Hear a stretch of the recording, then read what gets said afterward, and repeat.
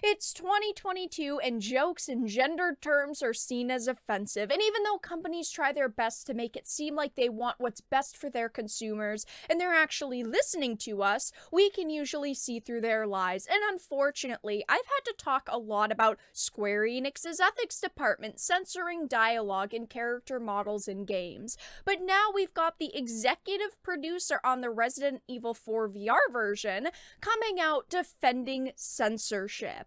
I have a few things to show off, but before we get into the topic at hand, if you enjoy the content that I create, please make sure to subscribe to the channel and hit the notification bell. Follow me on social media like Twitter or mine so that you can see when my content is posted. And of course, if you do really enjoy the videos and the live streams that I create, please consider becoming a Dark Titan via Patreon for just $1 a month or supporting the channel via YouTube memberships. All of the links are in the description, and of course, I do really appreciate all of the support. So I talked about the Resident Evil 4 VR version a couple of months ago, but I wanted to bring up this article again that I had referenced back in October because it says Capcom allows Facebook to deface and modify Resident Evil 4 for Oculus VR remake, and it does tie in to the newer situation, which is Resident Evil 4 VR executive producer defends censorship. It's the year 2022, and some of this stuff just doesn't age well. So heading on over to the article from The Happy Warrior back from October 3rd, it says for many gamers, the upcoming Resident Evil 4 VR remake is the it game of 2021. I know I personally was looking forward to seeing what they were going to do with it, how they were going to turn it into a VR experience. I do not own VR. I'm not someone who loves VR. I just feel like there's not enough games for me to be excited and want to purchase a whole VR system, but maybe in the future I would, but if I had, this would be a game that I would definitely be interested in. It says soon to be released for the Oculus Quest 2 on October 21st. Much time, money, and effort have been put into this remake of the classic horror shooter by its new developer Armature Studios and IP owner Capcom. I love Resident Evil. I've played a ton of the games here on the channel. It is one of my favorite franchises of all time. But hearing that they were working with Armature, and they were basically just giving the creative reins to another set of developers really had me worried. It made me very skeptical about this project, and unfortunately, my worries were correct.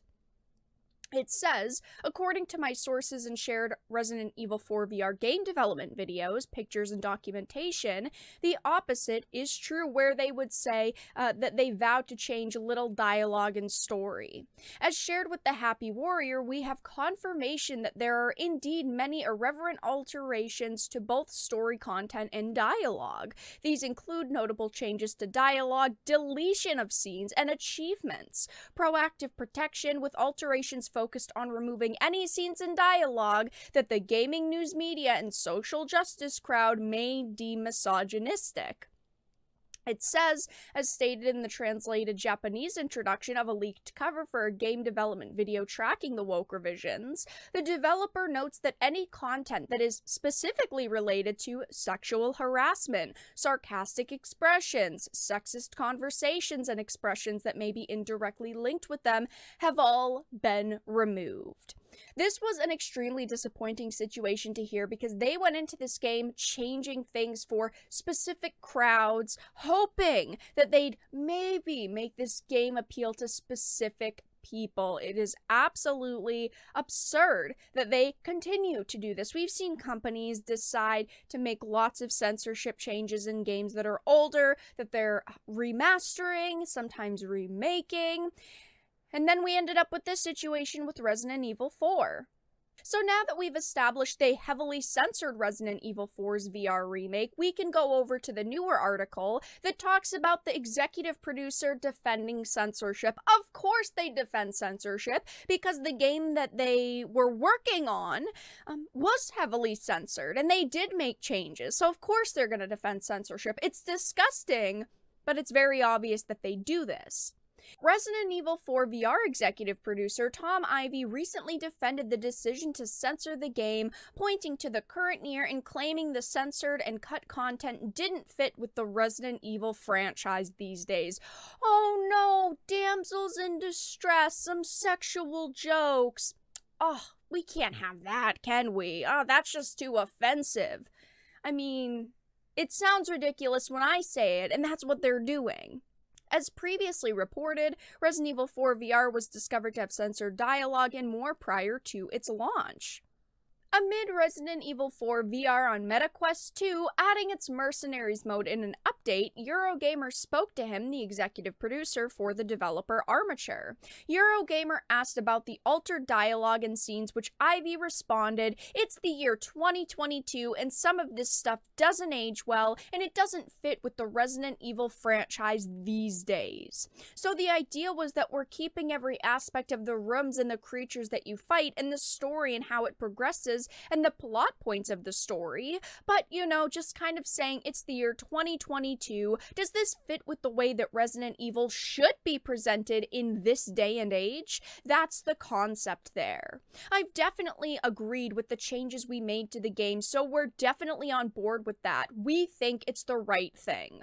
This argument is so weak because Resident Evil 4 came out only in 2005. The audiences who played the game then are the same people who would buy it now. Yes, there's more sensitive Sallys who will complain if something bothers them a little bit, but developers shouldn't be changing whole games around for these people. They think that it'll lead to more sales, yet these modern audiences they want to buy these games don't exist, and the SJWs wouldn't buy the game either because they'll just find something else to complain about. I am someone who has played every Resident Evil game. It is one of my favorite franchises of all time.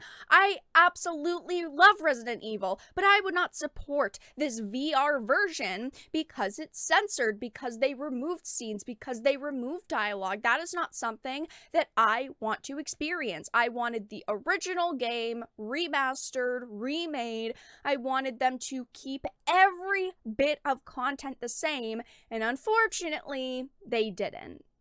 And not only did he defend the previous censorship of the game, but he also revealed that there are fundamental changes to Mercenaries. He noted all of the gameplay from the original RE4 we've kind of cordoned off in one selection, which is called Classic Mode. So you can play all the maps and characters, and the way that the timers work and the placement of the timers in the levels, and all that is exactly the same.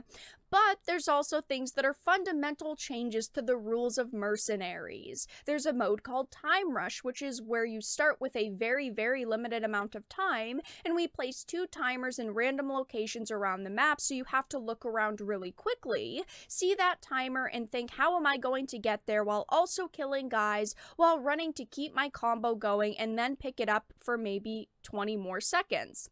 I wish that I could say I was surprised with this whole situation, but honestly, I'm not at all. I know Capcom didn't directly work on this project, but they okayed the changes. They allowed Facebook and Armature to make these changes instead of saying, you know what, you put the whole game on your system, or you put none of it. And I'm so disappointed with Armature because they took an existing game that people love and twisted it up to be less offensive to social media snowflakes and modern audiences that won't even buy this game. As a lover of Resident Evil, this is one of the only Resident Evil projects I will not support, and it's very disappointing to see them take this amazing franchise and start twisting it around.